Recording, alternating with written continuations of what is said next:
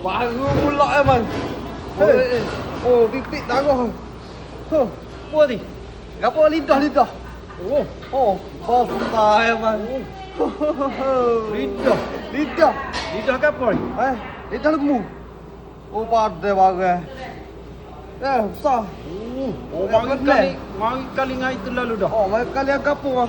Lekong. Mau gapo ramo. Jadi kena bersih dulu main dah. Oh. Bersih dia gepuh. Habis dah baru ni ya. Oh. Hak baru ni habis dah. Bolehlah siapa nak makan lidah kunyit lidah mereka. Nak gepuh dulu main dah. Boleh makan kat Lela Story. Siapa-siapa nak makan lidah macam kita tunjuk ni. Orang hak wahi lidah lah. Tapi kita kurang lidah memang. Tengok memang rasa gerung dah memang. Tapi hak kita jual baru ni 2 toko memang dah. Habis dah memang. Hak kita jual baru ni. Ada orang berakhir eh. Ada customer lidah.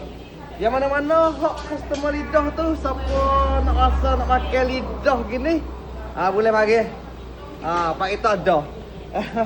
Kita jual 2 kali dah. Dua orang apa mah? 2 toko dah. Dua lidah dah. 2 lidah dah lepas mari ni siapa pula 2 lidah. Kita beli dulu sikit-sikit. Okey. Habis kita beli pula. Ada bang.